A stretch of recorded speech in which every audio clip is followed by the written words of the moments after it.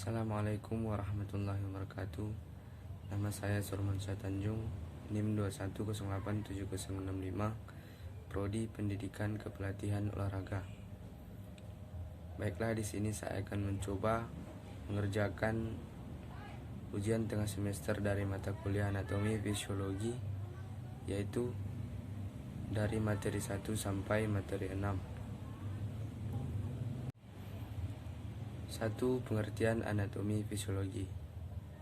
Anatomi juga dapat dimaknai sebagai ilmu yang mempelajari bentuk dan susunan tubuh pada keseluruhan maupun bagian-bagian serta hubungan alat tubuh yang satu dengan yang lain.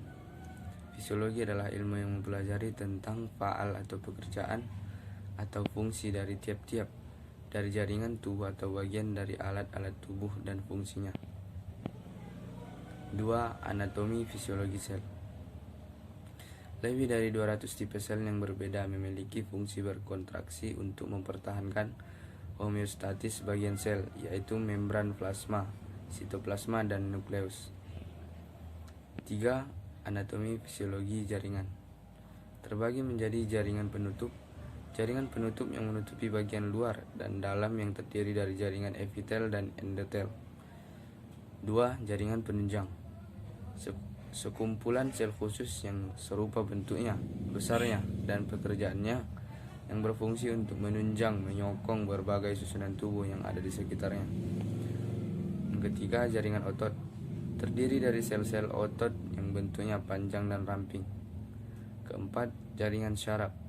Terdiri dari sel saraf yang panjang dan halus mempunyai inti sel ke dalam protoplasmanya yang agak tebal. Kelima, jaringan cairan. Darah sebagai jaringan yang bentuknya cair dan terdiri dari cairan darah. 4. Mekanisme sintetis protein. Proses pembentukan protein dikenal dengan ekspresi gen. DNA pada gen digunakan sebagai template untuk membentuk protein tertentu. Langkah awal proses tersebut dinamakan transkripsi. Adalah suatu proses yang mengkopikan informasi genetik dari DNA, yang proses keduanya adalah translasi, yang berarti menerjemahkan kode DNA ke dalam sekuen asam amino untuk membentuk molekul protein yang baru. 5. Fungsi organ dan sistem organ. 1. Otak. Otak berfungsi sebagai pusat kontrol tubuh. 2. Jantung, yaitu yang merupakan organ yang paling vital dalam tubuh. 3. Paru-paru, yaitu organ pernapasan. 4. Pankreas, berfungsi untuk melepaskan enzim yang mengandung cairan ke dalam duodenum dari usus kecil. Enzim-enzim ini membantu dalam pencernaan lemak, protein. Pengeluaran getah pankreas ini berisi beberapa hormon yang sangat penting, termasuk insulin dan glukagon.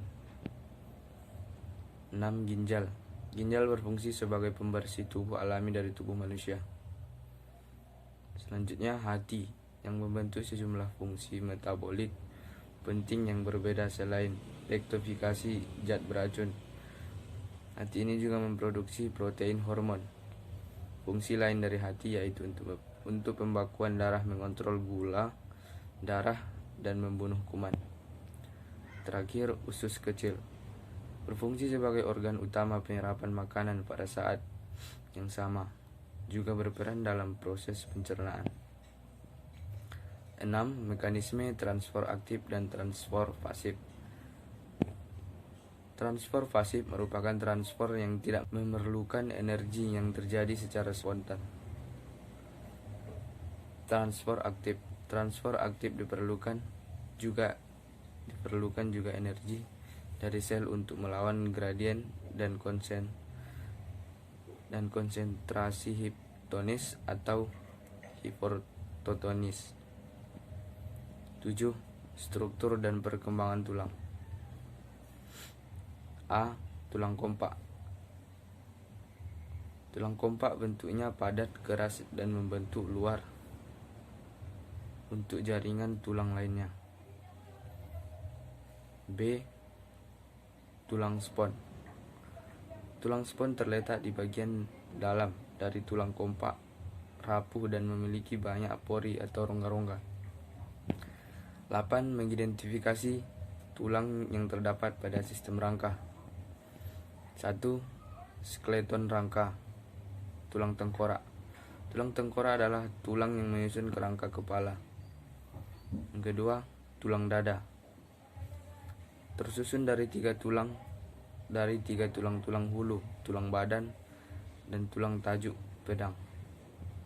3. Tulang rusuk. Tulang rusuk berbentuk tipis, pipi dan melengkung bersama-sama dengan tulang dada, membentuk rongga dada untuk melindungi jantung dan paru-paru. 4. Tulang belakang. Kolumna vertebrata terbentuk dari tulang-tulang individual yang disebut sebagai vertebra. Dua skeleton amfidikular anggota gerak atas tersusun dari tulang lengan, radius ulna, pengupil, dan hasta.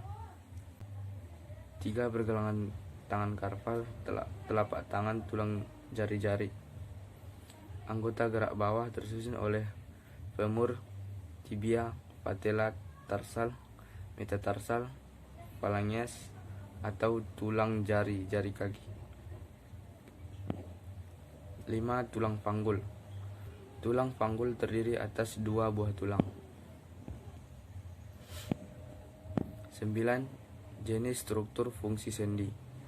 Sendi engsel, yaitu hubungan antar tulang yang memungkinkan gerakan satu arah saja. Sendi putar, hubungan antar tulang yang memungkinkan antara satu tulang berputar terhadap tulang lainnya. Sendi plana, yaitu hubungan antar tulang yang memungkinkan gerakan ke segala arah atau bebas. Sendi kondiloid atau episoid, yaitu hubungan antar tulang yang memungkinkan gerakan berporos dua dengan gerak ke kiri dan ke kanan, gerakan maju mundur, depan dan belakang. Sendi peluru, yaitu hubungan antara tulang yang memungkinkan gerakan ke segala arah. Sendi luncur, yaitu hubungan antara tulang yang memungkinkan gerakan badan melengkung ke depan atau membungkuk ke belakang serta gerakan memutar atau mengeliat. 10. Struktur dan klasifikasi otot. Otot merupakan sesuatu organ alat yang dapat bergerak. Ini adalah 10. Struktur dan klasifikasi otot. Otot merupakan sesuatu organ alat yang dapat bergerak. Ini adalah suatu penting bagi suatu organisme dalam garis besarnya. 1. Otot polos. Terdiri dari sel otot polos. Sel otot ini dibentuk seperti gelendong di bagian lengan terbesar dan kedua ujungnya meruncing. Otot polos memiliki serat yang arahnya searah panjang. Searah panjang sel tersebut disebut myofibril. Otot polos ini bergerak secara teratur dan tidak cepat lelah. Walaupun tidur, otot ini mampu bekerja. 2. Otot lurik. Terbentuk silindris atau seperti tabung dan berinti banyak letaknya di pinggir. Panjangnya 2,5 cm dengan diameter 50. Otot lurik dibagi menjadi 3 macam: otot rangka lurik dan otot lingkar. Otot ini bila dilihat dari bawah mikroskop tampak susunannya seperti serabut-serabut panjang yang mengandung banyak inti sel dan tampak adanya garis-garis terang diselingi gelap. 3. Otot jantung.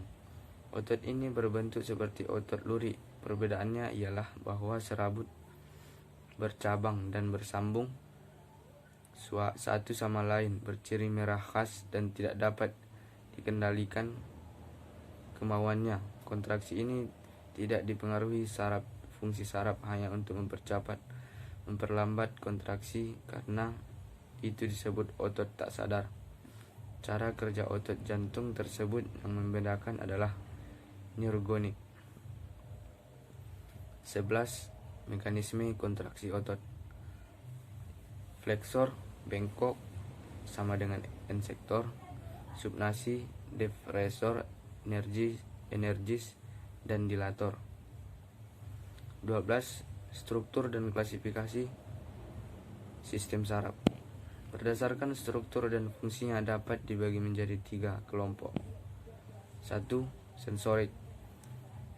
Sensorik adalah saraf menghantar impuls dari reseptor ke sistem saraf pusat, yaitu otak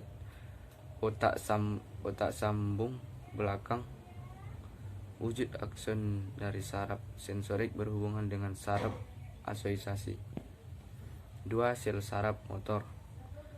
Sel saraf motor adalah mengirim impuls dari sistem saraf ke otot atau kelenjar yang hasilnya berupa tanggapan tubuh terhadap rangsangan. Badan sel saraf berada pada sistem saraf pusat dan ritnya sangat pendek berhubungan dengan asosiasi, sedangkan aksonnya sangat panjang. 3. Sel saraf intermediate. Sel saraf intermediate disebut juga dengan sel saraf asosiasi.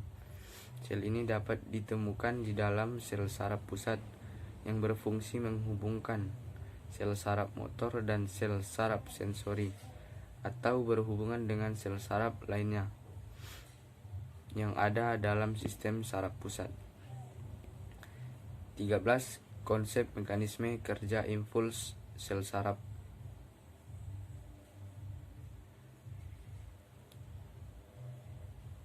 Impuls berpesan sebagai bentuk rangsangan atau tanggapan yang dikirim oleh sel saraf untuk menanggap rangsangan. Ada 3 komponen. 1. Reseptor adalah alat penerima rangsangan. Pada tubuh kita yang bertindak sebagai reseptor adalah organ indera. 2. Penghantar impuls dilakukan oleh saraf itu sendiri. 14. Konsep mekanisme sistem sensorik. Sel saraf sensorik berfungsi menghantar impuls dari reseptor ke sistem saraf pusat, yaitu otot sumsum belakang. Ujung saraf sensorik berhubungan dengan asosiasi intermedian. Baiklah, sekian dari video saya mengenai UTS mata kuliah anatomi fisiologi. Assalamualaikum warahmatullahi wabarakatuh.